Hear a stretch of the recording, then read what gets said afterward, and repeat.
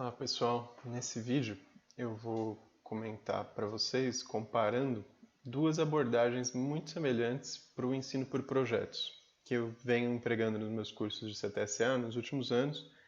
E a primeira delas é a proposta da ilha interdisciplinar de racionalidade, que eu usei pela primeira, quer dizer, usaram, né, quando eu era aluno pela primeira vez numa disciplina da graduação com o professor Maurício Petrocola, disciplina de metodologia do ensino de física na USP, que é uma proposta baseada na pedagogia francesa. É uma proposta que eu gostei muito e vim usando desde que eu cheguei na UFLA em algumas disciplinas. E aí nos últimos 2 anos eu troquei essa proposta por uma outra muito semelhante, que é a aprendizagem baseada em problemas, que como vocês vão ver, eu vou comparar as duas, elas têm muitos elementos em comum, mas eu achei a aprendizagem baseada em problemas um pouco mais simples. Então ela é mais adequada, principalmente quando o curso de CTSA veio mais para o começo do curso, e a gente começou a ter alunos que não tinham tanta bagagem teórica, né, para encarar um texto um pouco mais difícil, como era a proposta francesa, né, das ilhas interdisciplinares de racionalidade. Eu adotei a ABP, que é uma proposta mais pragmática, né, mais prática. Ela era muito utilizada por profissionais da área de saúde, não da área de educação, de forma que é uma coisa mais direto ao ponto, né, sem tanta teoria por trás.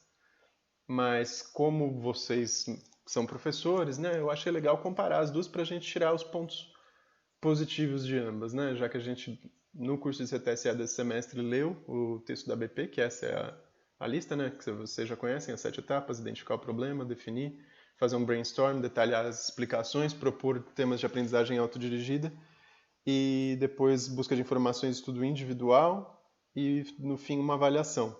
É uma proposta para ser usada pela sala toda, né, para o trabalho coletivo. E como a gente vai ver, o professor tem um papel central.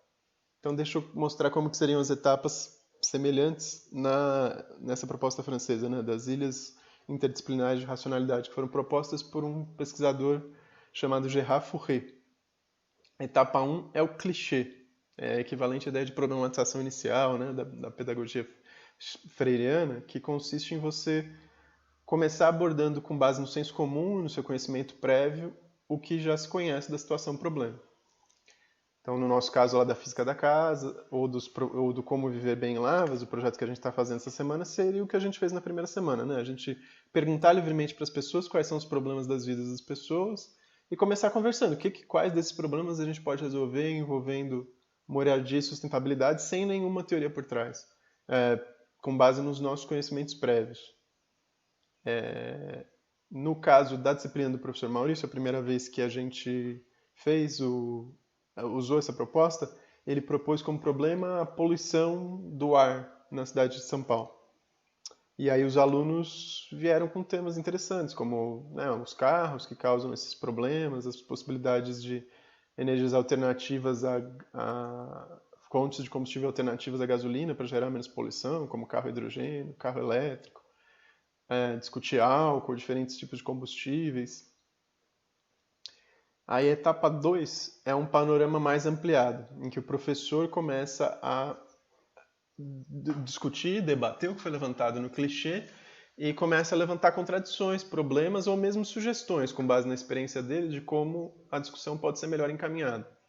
No caso do professor Maurício, ele elogiou muito essas propostas de energias alternativas e coisas diferentes da gasolina, mas ele rejeitou quase todas, o que pode ser a princípio meio desmotivante para muitos alunos, né? Porque a gente tem essa ideia de que geralmente numa metodologia mais ativa a gente tem que ouvir os alunos, e a princípio os alunos deviam dominar a situação e tomar as escolhas, e quando o professor contraria eles, é normal um sentimento de desânimo, né? Mas nesse caso eu achei plenamente justificado, porque o professor mostrou pra gente que o papel do professor é muito importante. Ele já tinha pesquisado, já tinha uma bagagem envolvendo todos os especialistas, a teoria, enfim, indicações de questões interessantes e que a gente não conhecia, questões novas, que não estavam tanto na nossa cabeça, não eram tanto do senso comum, envolvendo inspeção veicular e questões envolvendo saúde para carros, só para gasolina. A gente, com base no senso comum, no que a gente já tinha visto em documentários, outras coisas, já tinha muita bagagem para conduzir sozinho, sem a ajuda dele, uma discussão boa envolvendo fontes alternativas de energia, hidrogênio, energia eólica, esse tipo de coisa, né? Foi muito bom ele ter delimitado o problema e falar, não, ó, todos esses problemas que vocês colocaram são relevantes, vocês podem fazer isso, mas no nosso caso a gente vai focar no carro a gasolina, porque a gente vai poder mobilizar muitos conhecimentos novos para vocês, interessantes, e vocês vão ver como um problema bem específico e bem delimitado pelo professor pode trazer questões interessantes. Aí ele dividiu a turma em... Então aprofundou a questão da poluição do ar, focando nos carros velhos que tem que passar por um processo de inspeção veicular. E a gente ia discutir uma lei bem específica, uma lei que dizia como deve ser o processo de inspeção dos carros na cidade de São Paulo. E as questões éticas, legais envolvidas nesse processo. E ele fez uma situação de interpretação de papéis, como se todos nós fôssemos contratados por uma empresa, já fugindo daquela dicotomia de que tudo sempre tem que ser um júri simulado a favor e contra. Então todos nós já tínhamos a posição a favor da lei, a gente foi contratado para defender a lei, mas a questão seria como convencer a população de que essa lei é importante. Então era fazer um folder informativo sobre a lei. Aí ele dividiu a gente em grupos. O meu grupo ficou responsável por ir na mecânica. Então, etapa 3, consultas especialistas, a gente foi numa oficina mecânica para entender como que é esse processo de geração de poluentes no carro, como que funciona o escapamento, se tem algum filtro que pode ser utilizado, que tipo de motor gera que tipo de poluição e o que estava envolvido nessa questão de fiscalizar os carros, né, na parte mais prática. Aí outros especialistas foram consultados, foram advogados, tinha um grupo que ficou com a parte legal, jurídica, do direito, né? Pô, eu fui lá, trabalhei, comprei meu carro, ele ficou velho, eu não tenho dinheiro para comprar um carro novo, e aí vai vir uma lei me obrigando a gastar dinheiro com o meu carro, né? Como é que funciona isso e como que entra o meu direito de ter um carro em relação ao direito de saúde de outras pessoas, de outros cidadãos, como é que fica essa coisa? Outro grupo consultou professores da Faculdade de Medicina da USP que tratavam de doenças respiratórias e o aumento de doenças no inverno e estudavam essa questão, né, da poluição do ar e como ela impacta, o quanto que se justificava essa lei do ponto de vista da saúde e da medicina. Outro grupo ficou mais responsável por questões de organização da informação e de montar o folder, de escrever espécies de jornalismo, né, do folder, de pegar as pesquisas que foram feitas pelos outros grupos e coordenar na hora da escrita e fazer um folder esteticamente agradável, esse tipo de coisa. Então é sempre um trabalho em equipe que força as pessoas a dialogarem, a lidarem com as diferenças. Todo aluno sempre prefere fazer o trabalho sozinho, né? Não quer lidar com ninguém. É muito mais fácil fazer uma pesquisa tradicional. Você vai lá, entra na internet, você decide o que você pesquisa e como, faz um resuminho e pronto, entrega o seu trabalho e se livra da coisa. A ilha interdisciplinar de racionalidade é muito mais trabalhosa e justamente te mobiliza para aprender coisas que normalmente você não aprenderia num processo normal de estudo individual. A etapa 4 foi trabalho de campo, que envolveu a gente ir numa oficina, a gente ir no ponto em que se fazia inspeção veicular pela prefeitura e ver o que eles avaliavam nos carros, que tipo de carro passava, não passava. Caixas pretas é um conceito interessante das ilhas interdisciplinares de racionalidade, que são problemas que vão sendo levantados, do tipo, como será que funciona o escapamento do carro? A gente pode ou não decidir abrir isso. Então você pode aprofundar, entender lá com um grau de profundidade cada vez maior, do tipo, lá dentro do escapamento tem um circuito e você pode querer saber como que funciona esse circuito elétrico, como se dá a física dentro desse circuito, os semicondutores, como que é o processo de dopagem, enfim, você pode ir tão fundo quanto se queira, mas aí você pode se perder, né? Porque você começa com um problema que parece que tem relevância para a cidadania e às vezes você está caindo lá e você quer saber aspectos técnicos da física quântica lá de semicondutores dentro do carro, dependendo do interesse do aluno, do professor. Então é muito fácil perder num problema não disciplinar, num problema aberto com muitas variáveis e muito complexo como esse. E então é a equipe, aí o papel do professor é essencial, de decidir quais problemas vão ser expandidos e quais vão ficar mais numa questão superficial, né? Aí, se der tempo, é feita uma situação-problema, então, com base no estudo, vai se propor um problema prático para os alunos, que no nosso caso era fazer um folder informativo, e aí abrir algumas das caixas pretas sem a ajuda dos especialistas. Então, a gente, no caso, consultou, por exemplo, um mecânico, entendeu, com a ajuda dele, algumas questões envolvendo a poluição, aí a gente ia ter que fazer uma explicação no folder de alguns aspectos básicos da mecânica do carro, para entrarem no folder, né? Então é você, sem a ajuda do especialista, fazer algo parecido, didático que mostra se você aprendeu algo nas etapas anteriores. E o final, a síntese, que no nosso caso foi a apresentação de um produto, né? Tem outros projetos que usam essa mesma metodologia que não são tão práticos, não são tão técnicos e não envolve esse conhecimento de consulta por exemplo, mecânicos, pedreiros, arquitetos, profissionais mais práticos, né? Tem projetos que também são culturais, que envolvem pesquisas teóricas. Você pode consultar um antropólogo, um historiador, entender questões relacionadas à arte, a humanidades, né? Também é adaptável para esse tipo de coisa.